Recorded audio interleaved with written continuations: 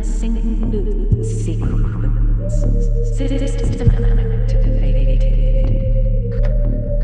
Commencing new sequence.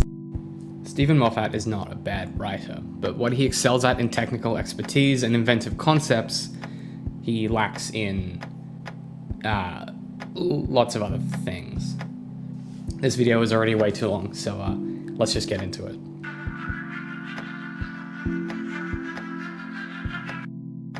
In 2001, the British Comedy Awards nominated Coupling for Best TV Comedy, but ultimately David Renwick's One Foot in the Grave won. One Foot had been running for 5 seasons by 2001 and was looking to wrap up.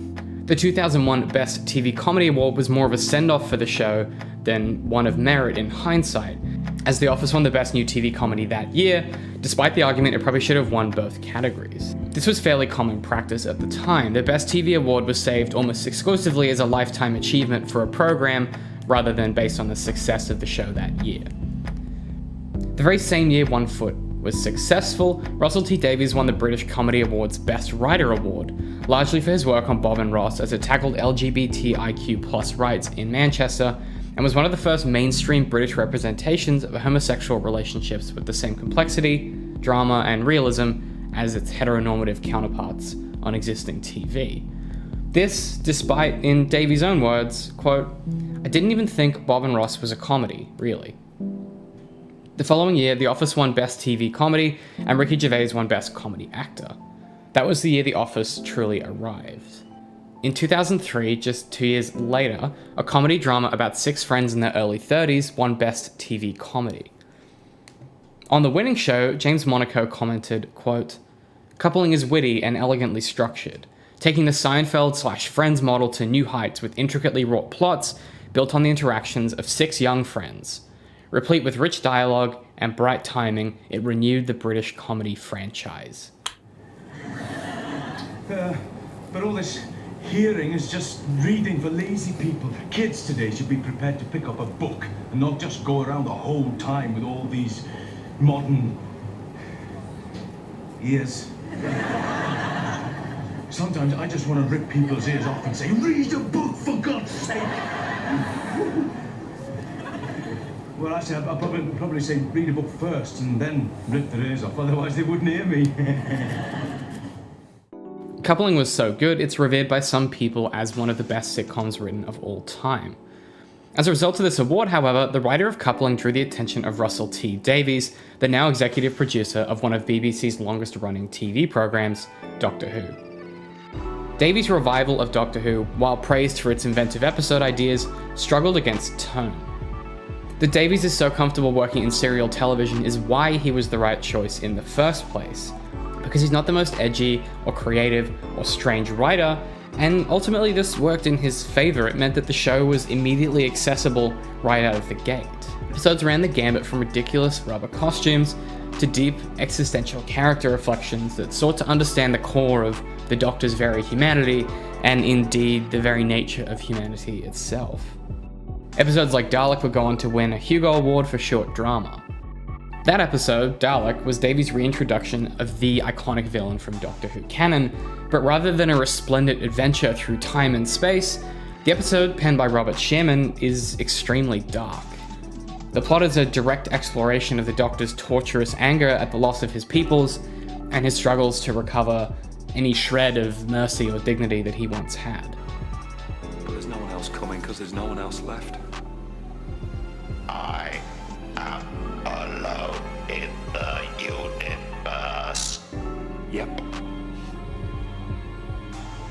So are you. We are the same.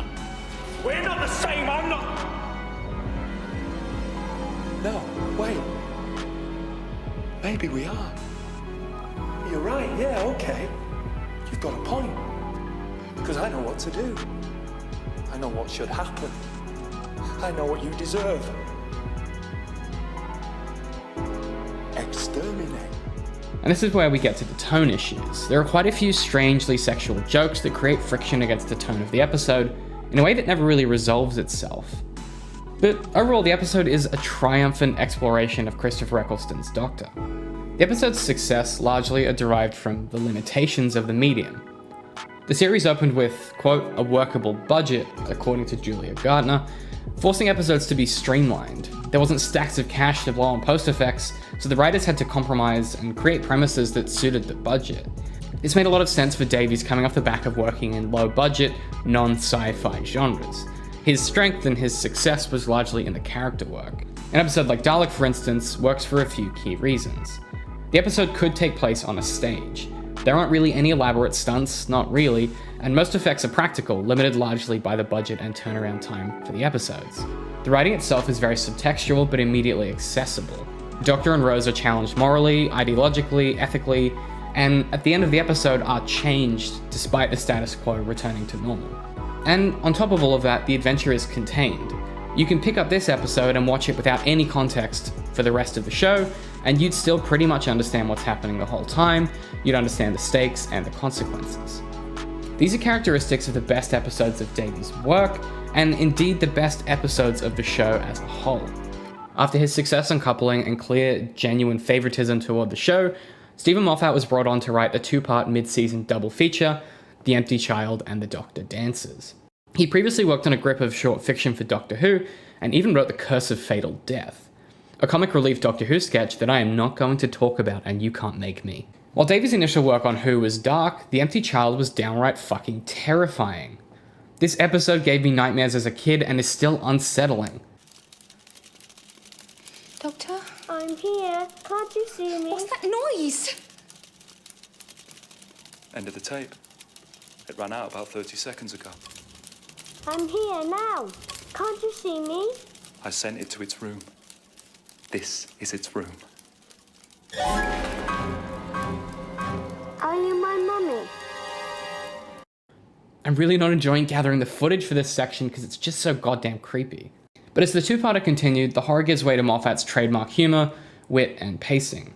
The episode alludes to a lot of interesting world building and references to wider time travel fabrica, and it's far more interesting for doing so and never showing us the specifics or the details. The episode is, at its core, a triumph of restraint. Under Davies' direction, Moffat was able to write a brilliant, self-contained two-part episode that expands on the Doctor's character, sees our main characters change, and hints at a larger world without going too far. These two episodes are praised for being dark, but ultimately the ending is happy. Literally everyone is saved, and it's a triumph. The stakes were very high, but by not giving up and by trusting Rose, the Doctor is able to emerge victorious. Everyone learns a little something. Fast forward a few years. Eccleston's growing pretty tired with the whole Doctor Who thing. So when Eccleston departed the project, David Tennant was signed on to play the Doctor. Tennant had previously brushed against Eccleston during Jude, in a scene where Tennant played a drunk undergrad who challenged Eccleston's Jude to prove his intelligence. Tennant's erratic energy and precise charm was the perfect foil for Eccleston's terse core and childlike affectations. Tennant's characterization was a lot more suited to the wild antithesis of the show's tone, and it's also clear that Tennant had a better time on set. Where Eccleston's childlike wonder felt like the Doctor pretending, Tennant's scattered energy and excitement felt somehow more grounded and realistic. The scripts allowed Tennant to flicker between happy-go-lucky space adventurer, romantic swashbuckler, and traumatized war veteran. It worked on a lot of levels. Even the dud episodes are still fun to watch as the Doctor chews the scenery. Except for that Christmas special where he's Jesus. That one's just bad. Regardless, Davies went on to enlist the help of Moffat again in season 3 for the show, this time for an episode called Blink. Blink is one of the best written episodes of television of all time. That's it, I'm afraid. There's no more from you on the transcript. That's the last I've got. I don't know what stopped you talking, but I can guess. They're coming. The angels are coming for you, but listen. Your life could depend on this. Don't blink. Don't even blink. Blink and you're dead. They are fast, faster than you can believe. Don't turn your back. Don't look away, and don't blink. Good luck. It won 2 BAFTAs, a Hugo Award, the Constellation Award, and was voted by the readers of Doctor Who magazine as their favourite Doctor Who story ever. Much like The Empty Child, Blink is a triumph of concepts, comedy, drama, intrigue, theme, and budget. And once again, it introduces one of the scariest goddamn ideas ever in The Weeping Angels. If you've watched this episode, I guarantee you're still a little worried that statues are going to move when you're not looking. Moffat's ability to tap into a very, very simple part of humanity is what makes this episode work. Not only that, but the episode makes brilliant use of time travel, Moffat taking the ontological paradox and punching it up to 15 in true style. The episode is Dr. Light, a term coined by the BBC to allow them to double bank episodes. Practice meaning they can shoot 2 episodes at once to save on resources and time. However, in an interview with the Radio Times, Moffat commented that he was relaxed working on the episode because he knew if it was poorly received, he could blame it on being, quote, Dr. Light.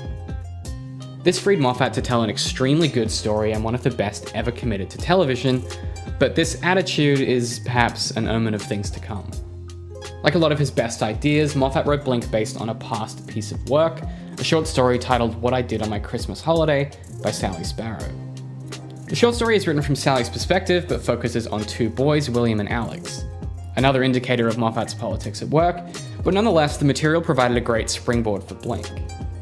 Blink gathered myriad inspiration and channeled it into a script that was smart, quick, clever, a bit scary, and very, very accessible.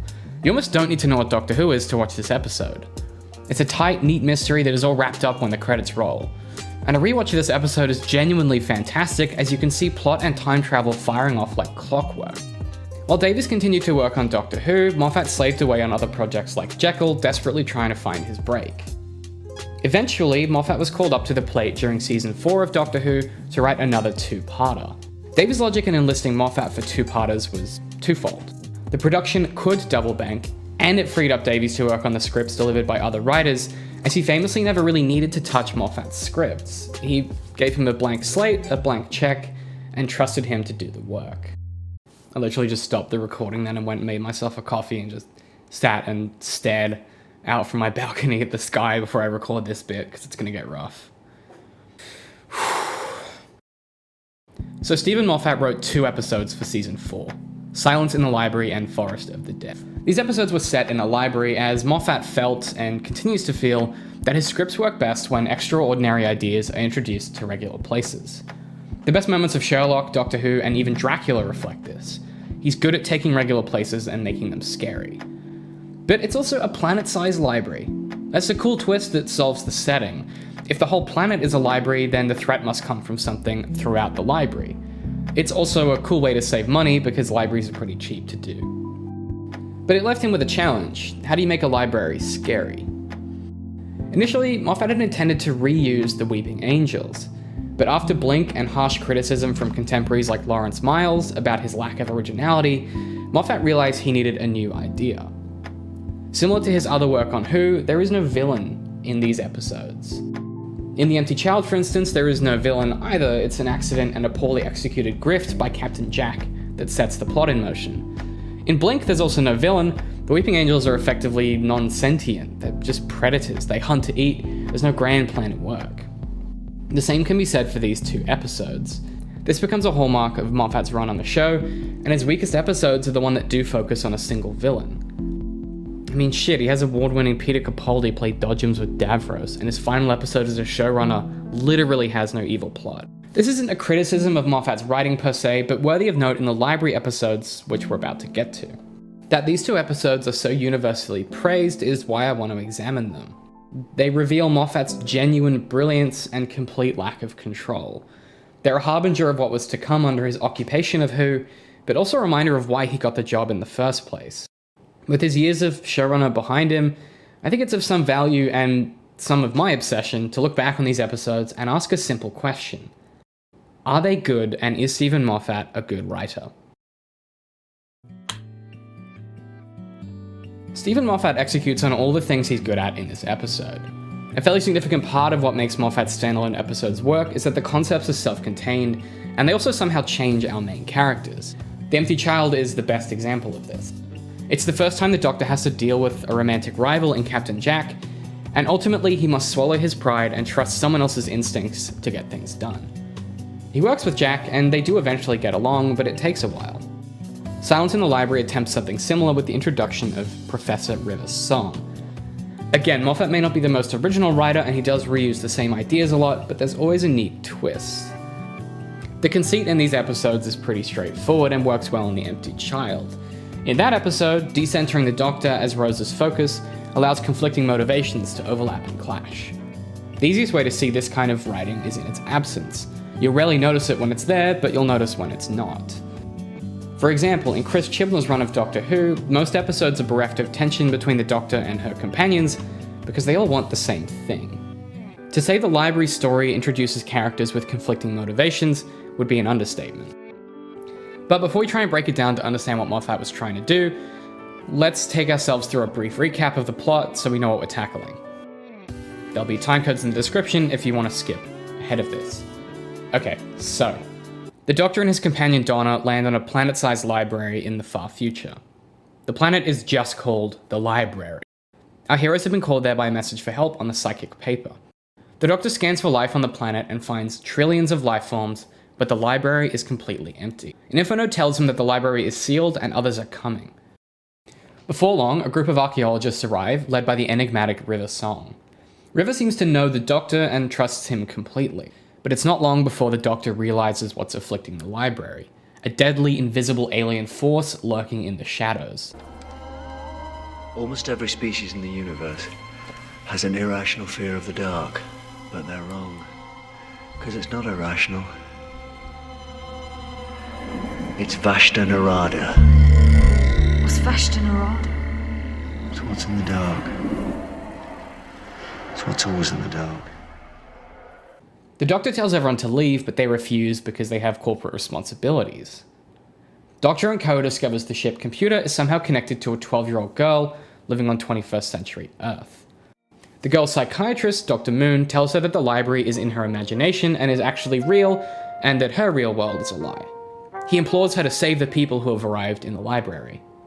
Lux's secretary, Miss Evangelista, is attacked by Vashta Narada, which strip her flesh clean to the bone in an instant. The Doctor and Donna learn that the team are wearing communication devices which can store their thought patterns even after death, and are disturbed to hear Miss Evangelista still talking, but acting confused as her pattern disintegrates. The Doctor explains that Vashta Narada are creatures that appear as shadows to hunt, but are not usually as aggressive. After noting the pilot Proper Dave has 2 shadows, the Doctor and River seal him in his spacesuit, with the Doctor discovering River also has a sonic screwdriver. The Doctor attempts to teleport Donna back to the TARDIS for her safety, but Donna fails to materialize properly. The Vashta Narada still get in, stripping Dave to his bare skeleton. The creatures then bizarrely animate Dave's suit and chase after the others. At the end of episode 1, the Doctor finds an information node with Donna's face on it, which tells him that Donna has left the library and that she's been saved. Part 2 opens with the Doctor and the remainder of the team fleeing the Vashta Narada. Meanwhile, Donna lives in the computer simulation, marrying the very nice Lee. Eventually, Donna links up with Miss Evangelista, who reveals they're in a simulation. Lux then reveals further that the computer is run by the mind of his granddaughter Charlotte, allowing her to live among the collected works of humankind. Cal, the computer system, tried to save the thousands of library occupants by transferring them to the data core 100 years ago. In the core, the Doctor learns from the Vashta Narada that their forests were used to create the books of the library, and now they claim the library as their forests. The Vashta Narada allow the Doctor a single day to free the people trapped in the computer core, including Donna, after which the library will belong to them forever. The Doctor prepares to hook himself to the computer terminal, where this will likely kill him. For plot reasons, someone needs to be a human transmuter thing so that the teleporter can work. So the Doctor prepares to hook himself to the computer terminal, where it will likely kill him. River knocks him out and takes his place, insisting that the Doctor's death now would prevent her meeting him in her own past.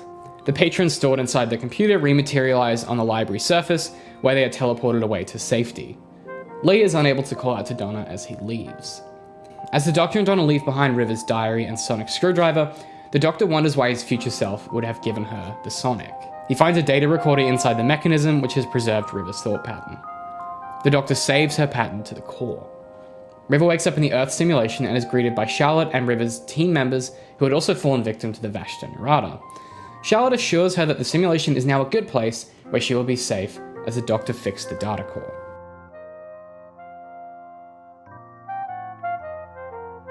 Let's start simple and work from there. What is this story about? A helpful practice in these situations is to locate the themes of story by understanding what characters want in contrast to what they need.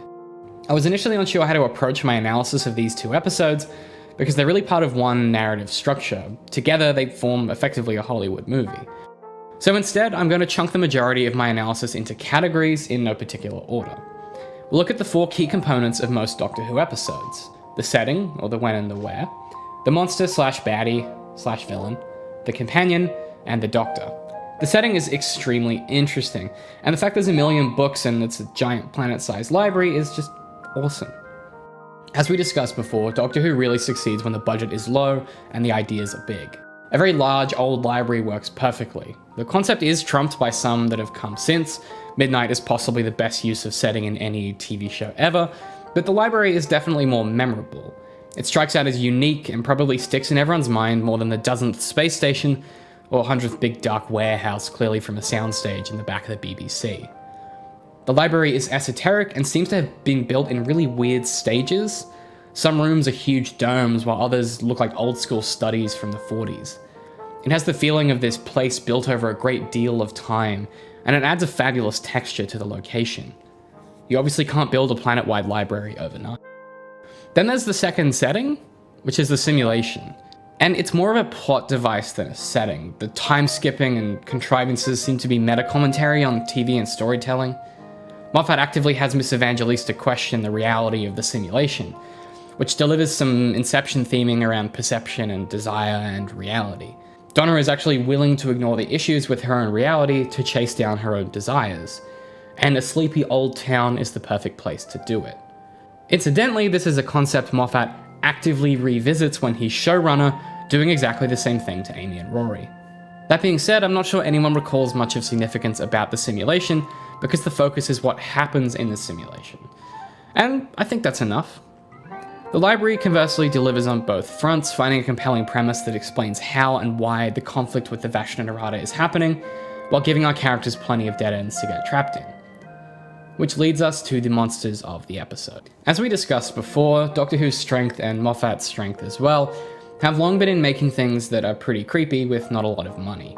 Whether it be prosthetics, models, puppets, or just building actual fucking Daleks, the villains or monsters of various episodes have one job: scare the kids, and if you're lucky, scare the adults as well. The monster and or baddie in these 2 episodes is the Vashta Nerada. They're a sort of parasite, or like an organism, that infects shadows. It's a really cool, interesting setup where our characters are literally afraid of the dark. It also dabbles in a lot of what Moffat seems intensely interested in when it comes to Doctor Who. This idea that the villains need not be big or showy, they just need to be conceptually strong. Which brings us to the next point.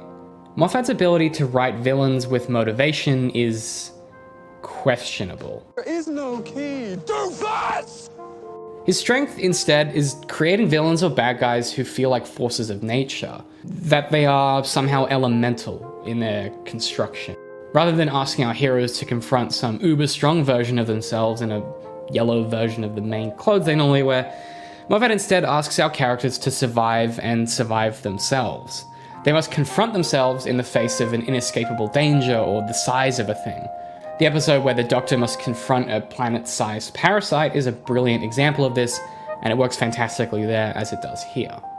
In Blink, the angels don't have an evil agenda, they're just hunting on instinct. Future David here. So it's been pointed out to me in the edit that the angels do kind of have an agenda.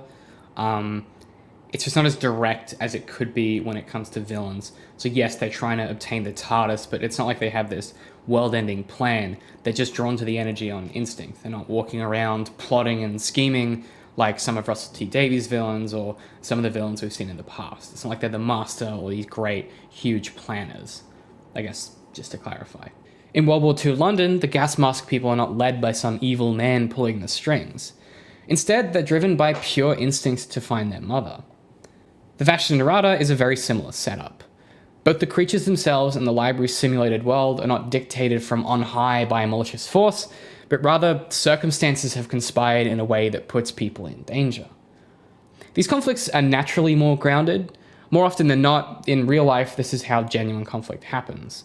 Not through someone out to get us or some villain, but that things change and that circumstances shift and people want different things. Doctor Who also excels with these setups in particular because the Doctor's character is centrally about wonder and exploration and preservation. When he discovers a new life form, he doesn't jump to pulling a gun on it, but he wants to examine, to understand, and perhaps to save if that's an option. Matt Smith's Doctor embodies this the most, but when taken to the extreme, it can get kind of silly. But the idea of the Doctor coming upon a force that cannot be reasoned with, bargained with, or moralized with means he must rely on his intelligence, friends, and luck. And it leads to some of the more interesting roller coaster-esque moments of this episode, and it's all the better for it. The Vashnarada serve this function extremely well to begin with. You can't see them, you can't fight them, and you can't stop them. All you can do is run. Eventually, the Vashnarada work out they can inhabit the spacesuits of those they kill, and use these weird voice memory things to talk. And it gets kind of hokey. It undoes a lot of the good work and the subtlety of not being able to see these creatures, and ends up with the Doctor even being able to speak with them. It just loses some of that mystery and some of the intrigue. But all of that being said, the way the Vashnarada came to the library is cool and interesting, and it's a twist that feels inevitable. The Doctor actively figuring this out is fascinating, and it neatens up the setting in a way that otherwise wouldn't be possible. The plot of this story could only have happened in this library on this planet at this time. I think that's key to a compelling villain, not just in Who, but in most stories. When the force of antagonism is intrinsically linked to the setting and the resolution, everything fires off like clockwork, and it's sort of this puzzle that falls into place. There's a catharsis to this alignment. The story will end in a way that's unexpected, but inevitable. You don't see the resolution coming, but when it does, you realize it couldn't have happened any other way. Donna, Donna, Donna, Donna, Donna, Donna, Donna, Donna, Donna. Donna's arc in these 2 episodes is pretty good. It's the first time she's really been challenged about her deepest, darkest desire, this strange want that drives her. When we first meet Donna, she's eager for any possible relationship. A stable, happy, sit down and enjoy your little corner of the world life. Then her fiancé turns out to be an insane spider person, and the Doctor shakes the foundation of her primary motivation.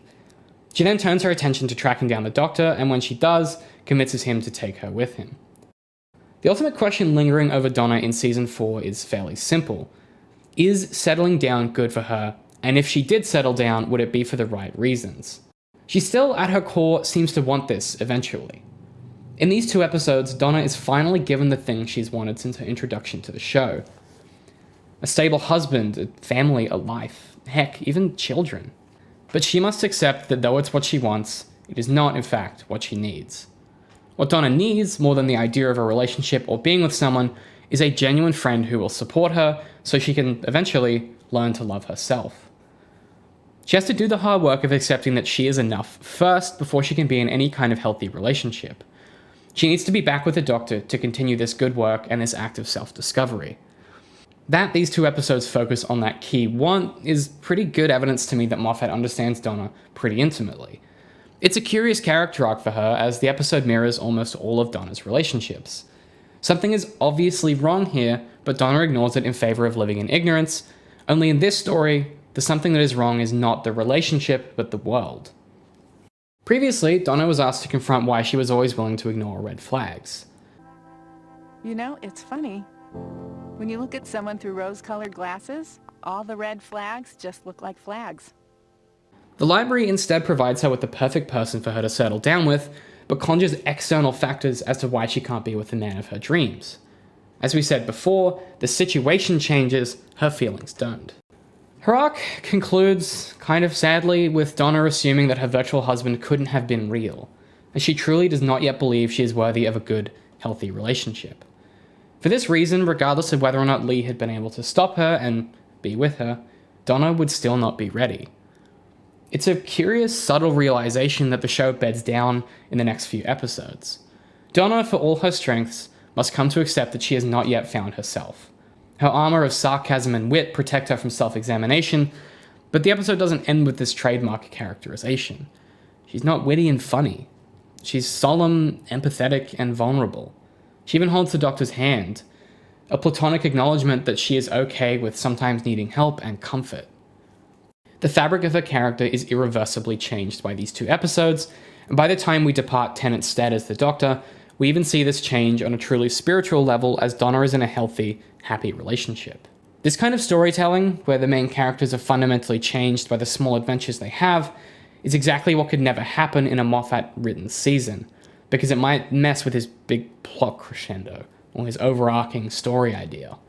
Instead, Donna is allowed to change fundamentally in an episode where she spends most of her time in fucking VR with a fake boyfriend. This arc is sharp, compelling, and breaks my heart just a little bit.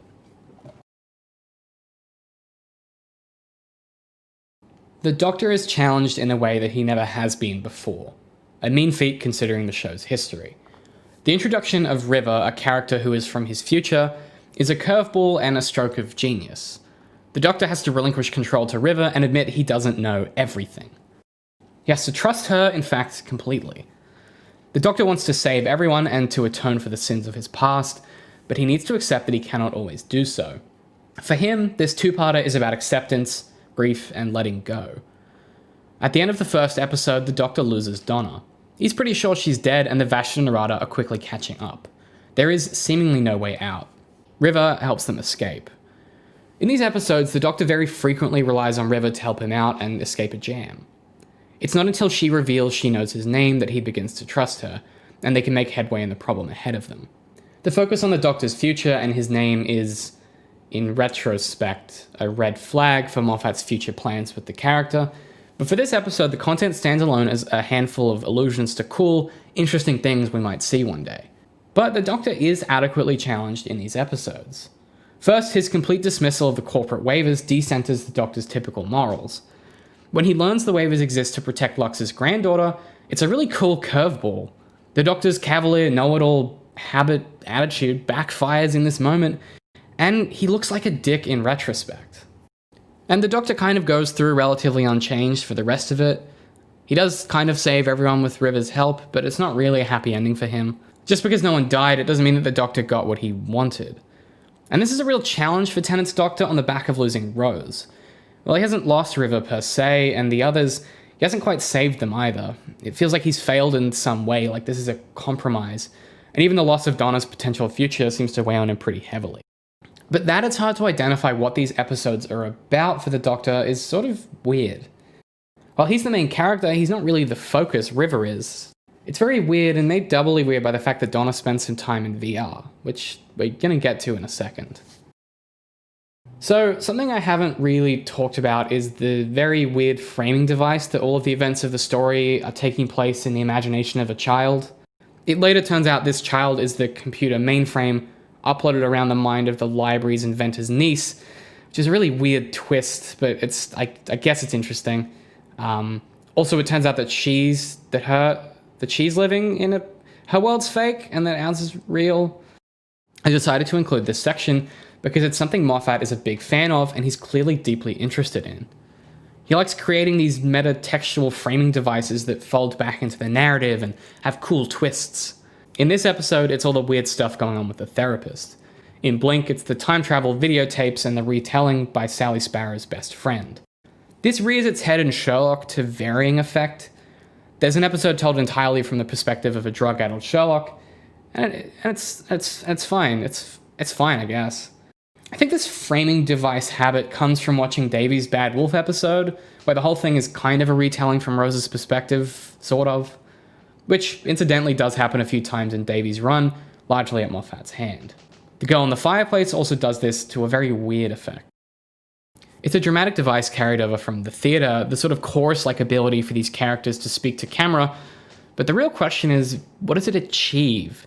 If the medium is the message and you're telling a story about virtual reality, death, life, and coming to terms with yourself, what is Moffat trying to do here? Because this is a huge part of Moffat's style moving forward. Some of the show's best moments are underpinned by the inner thoughts of its main cast, providing non-diegetic voiceovers. One of my favorites of all time is at the end of the 50th anniversary. Clara sometimes asks me if I dream. Of course I dream, I tell her. Everybody dreams. But what do you dream about, she'll ask. Same thing everybody dreams about, I tell her. I dream about where I'm going. So what does this framing device do for the library episodes? I set aside logical thought and structural theory and immersed myself in Moffat's scripts, and I think I've come to an answer that makes some sort of sense. So it comes from this moment here. The real world is a lie. And your nightmares are real. The library is real. There are people trapped in there. People who need to be saved. The shadows are moving again. Those people are depending on you. Only you can save them. Dr. Moon tells Cal that the real world is a lie and that the library is real. Miss Evangelista describes this concept as the lie. While the world Donna lives in is a literal lie, I think Moffat is going a bit more philosophical with this one. This is pretty well-trodden ground, but Moffat seems to be alluding not to a lie, but the lie. In essence, Nietzsche explained that people prefer comfortable illusion over uncomfortable truth. They always seek the lie. The way this idea is rendered in these two episodes is fairly simple. Donna must confront two opposing realities. One which is specifically designed to be a comforting illusion. If only she can ignore the irregularities, she is allowed to have a happy family and happy husband and happy home. The other reality is far bleaker. In this reality, Donna only attracts toxic men, aliens, or people who want something from her, and she's so desperate for meaning that she seeks it out in increasingly dangerous doses with the Doctor, despite the fact this is clearly going to end poorly. The crucial difference between the two, as outlined by Miss Evangelista, is the logic. In the dream world, much like cinema and TV, life is cut together in comforting, clean ways. When Donna talks about feeling tired, in the next scene she's ready for bed. Dr. Moon says let's go for a walk, scene change, and suddenly we're out for a walk. The logic of Donna's dream world is that of television of cinema. Moffat, through his characters, asks us directly to critique the value of Donna's world. Just because it's not as real as it could be, does this devalue the experiences had there? Was her relationship a complete farce? Were her kids even real? And does that even matter? Moffat's increasing and frequent use of this on the Who platform is weird. He explores the idea of reality and simulation, going so far as to reuse the same idea of having a library of dead people and VR and a handful of episodes revolving around perfect copies of people who don't know their copies. He seems to mix the philosophical exploration of Blade Runner with the scientific rigor of Christopher Nolan, in this bizarre attempt to understand the question he's been writing about for his entire career. Does writing and creating art even matter? His first real success came from Coupling, a show based on his own life in some ways that gradually took form and shape beyond the reality it was based upon, eventually eclipsing it even. In the same way, Donna's dream eclipses her reality. She's so desperate for a family and husband and life that she's willing to accept a fake imitation, if only for a taste of that potential reality, if only for the concept of that potential reality. To add to these already complex themes, Moffat has another layer of meta-narrative on top. Cal. Cal is the benevolent child ruler of both realities, the library and the dream. She's able to see them both for what we do, entertainment on a television. Cal is, in a very weird way, Moffat's ideal audience. Captivated, engaged, and seemingly imbued with the power to change both the reality of the dream and the reality of the entertainment. The imagination of a child is in control of the fate of both worlds. This idea ends up being laden throughout Moffat's first run of the show, with seasons 5 and 6 continually drawing us back to a young Amy Pond. There's a fascination here with maturity and reality, and it sits at the core of Moffat's work as showrunner. And the library features this same flavor, and it's no coincidence. Time travel stories and sci-fi allow for this flexibility and exploration, and Moffat makes the most of it at all opportunities. But without restraint, these concepts struggle. Steven comes pretty close to ruining it a few times. Even Miss Evangelista almost jumps the shark. She almost needs to be in the background of far more scenes than simulation, or just somewhat of a lighter touch in telling Donna the truth and having Donna just yell at her. It robs the commentary on reality of its weight because it comes a bit farcical. We, the audience, know it's a simulation. The dramatic irony of watching her struggle is not as interesting as watching her work out it's a simulation. She never really decides to leave either, the simulation just kind of ends around her. It's a reflection of Donna's inability to let go of her wants, yes, but it does squander this framing device, leaving it as this ultimate catch-all to give our characters something worth saving. All to say that these two episodes are not bad. They run through all of Moffat's truisms, dark themes and ideas, adventure, a lingering mystery, and one of his 3 monsters. These episodes are some of the best Doctor Who. These episodes were some of the best Doctor Who. That's not what I... These episodes were some of the best Doctor Who until Stephen Moffat got his grubby little mitts on River Song's character and completely butchered everything he made.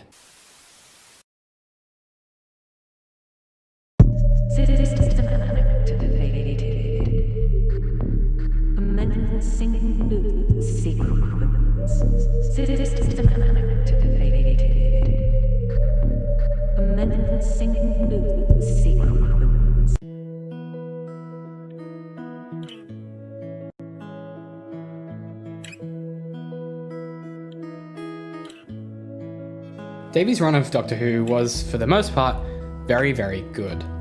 The one-off episodes were the best strength of his writing and allowed individual screenwriters to jump in and experiment with characters. Because season finales under Davies trended toward accumulating themes rather than accumulating plot, it freed up most of the season for old-fashioned good storytelling. You couldn't really have an episode like Blink in Stephen Moffat's version of the show. It's a complete standalone project that doesn't fold into any grand plans for a season finale. Placed in a Moffat season, Blink would have likely needed a good 3 to 6 minutes of screen time stolen to a dead character talking to Missy. Which, while we're on it, that season finale is the same idea as Silence in the Library. A bunch of people die and are uploaded to the cloud the instant before their death where they live out in a society. It's the same idea. It even features a character who knows more about the Doctor than he does, and a female companion who has a love interest in the cloud. Stephen. As I was saying, Davies' seasons were more about theme and character arc, and less about plot. Yes, season 4 ends with a fairly batty 3-part conclusion, but it doesn't have a lot to do with the rest of the season ultimately. The closest you get is a 2-second Easter egg in Midnight of Rose trying to reach the Doctor. The season finale ultimately is related to the Doctor's themes and the progress he's made, and his renewed capacity for mercy and humanity thanks to Donna, in harsh opposition to Rose's newfound militantness. Moffat actually learned this lesson of restraint for most of season 5 as well. The cracks in time play more of a background for as much of the season as he can feasibly let them, but they do eventually envelope most of the storytelling to bolster some weaker individual story concepts. I think it's overused by the end of the season and does get involved where it doesn't need to, but it's still pretty good. That episode also features the return of another character who we've seen again and again. River Song. River fucking Song. The reason River Song is an interesting character in Forest of the Dead and Silence in the Library is the same reason the Doctor finds her threatening. We know nothing about her, but she seems to know everything about the Doctor and what's going on. As a time traveler, it's fairly rare the Doctor is surprised or caught off guard. She's from his future, not the other way around. One of the best parts of Doctor Who is him walking into a planet you've never heard of and he knows everything about it. The above concept, that she knows about his future and we do not, is based on dramatic tension, where we, the audience, are seeking the same information as our protagonist. The problem comes, as it invariably does, from Stephen's insistence on bringing River Song back in future episodes. It starts off as questionable. Look, don't get me wrong, the end of season 5 is pretty cool, she and Matt Smith have great chemistry, and her playing a more prominent role in the season 6 opener is not a bad idea. In hindsight, putting her in the Weeping Angels episode with the Byzantium is... yeah. She's essentially introduced to be nothing more than a romantic rival for Amy and a reason for the Doctor to go and do hero stuff. Also, the idea of the Byzantium is a reference that comes from Silence in the Library. Crash of the Byzantium, have we done that yet? So he brings her back again and again and again and again and again. By the time Moffat departed the show, he'd reused the Angels and River Song so many times together that it's almost like he forgot they were originally different concepts. They have no material relationship. Thematically, Blink is a lot about time travel and causality, but River Song kind of isn't about that to start with. Yes, it kind of becomes that when he has River Song be Rory and Amy's kid from the past or the future, and she's also a Time Lord and the Doctor's wife. But to start with, when she was good, she was about uncertainty and this unavoidable upcoming tragedy. The idea that there's a day that she won't recognize the Doctor, something she got to experience when they first meet in Silence of the Library. For a character arc in a time travel story, it's really good. It's such a unique hook for a character that is only possible because both individuals are time travelers who get up to wacky universe-saving adventures / crimes. But The reason Riversong is interesting when we first meet her is because of the dramatic tension. We don't know who she is or how she knows the Doctor, nor does he. By the time Moffat's run is over, we know almost every single detail about her life, from literal birth to death. This is the joke answer to the question, how do we tell this character's backstory? Rewatching these episodes with the knowledge of Riversong's entire life story is extremely unfair. Rather than creating dramatic tension, we're left with dramatic irony. Instead of us following the Doctor's search for any scrap of information about this character, we watch him flail around what seems like quite obvious facts that we already have access to. The tension comes from us knowing more than the Doctor, and has the accidental consequence of making him look kind of dumb. I want to be very, very clear. This is not a fault of these 2 episodes.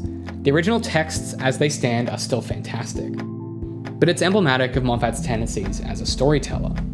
He continues to retread old ideas, using references, allusion, and allegory to summon nostalgia, or convince you, the audience, that something smarter is happening than is actually on the page of his script. He does this constantly throughout his time as showrunner. Whether it's every character needing to be a super distant relative of some other character from Doctor Who canon, or continual references to his earlier work in earlier episodes. This reuse is weird.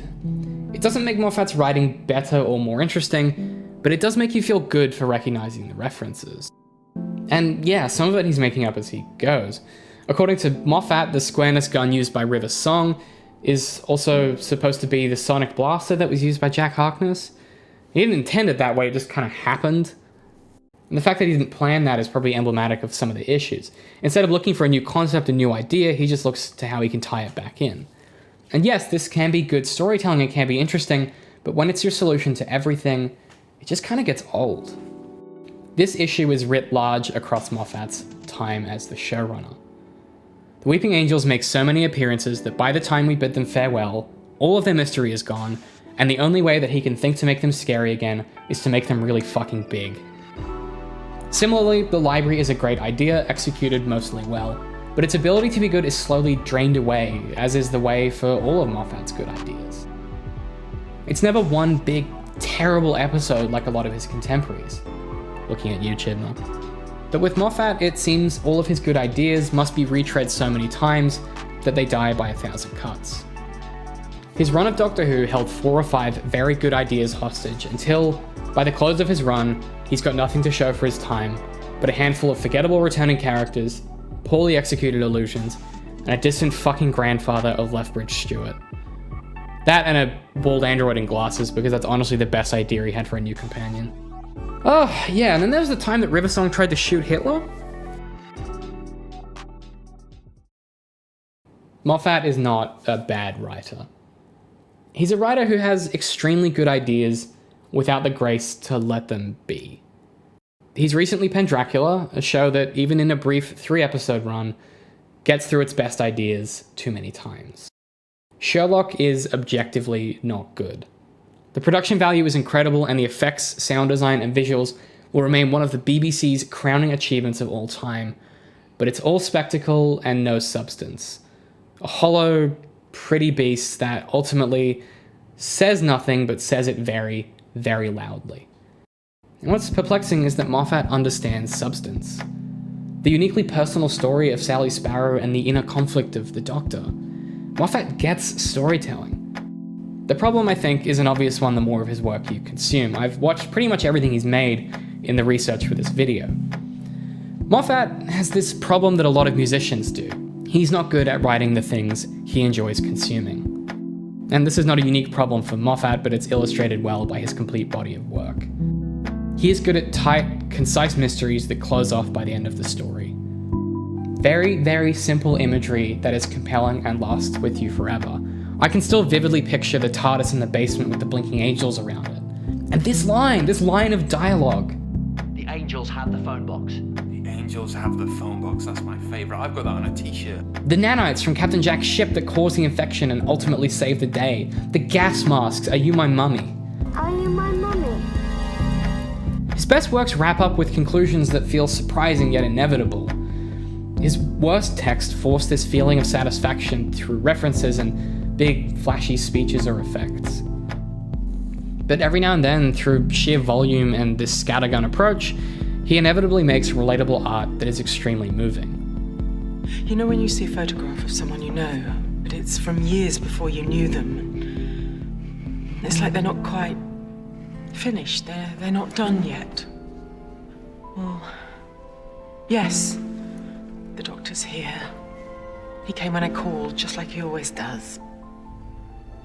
But not my doctor. This is a line that is just so true to the human experience that I can't believe someone was able to capture it and put it into a script. Stephen Moffat understands pain, loss, and longing, but so rarely manages to wrangle it under his control that the reality of his writing is forever eclipsed by the shadow of his intelligence and nascent ambition. Moffat understands pain, loss, and longing, but so rarely manages to wrangle these themes under his control that the reality of his writing is forever eclipsed by the shadow of his intelligence and ambition. So, I'll say this once. I'm sorry, Stephen. I can always see what you're going for, and I'm so sorry you so rarely get there.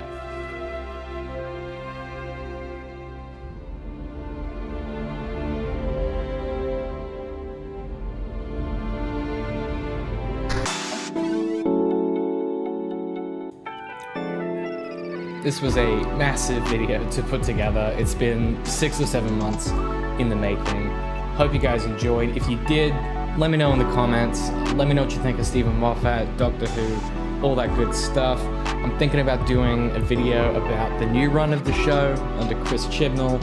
If that's something you want to see, let me know as well. Otherwise, I'll catch you guys next time.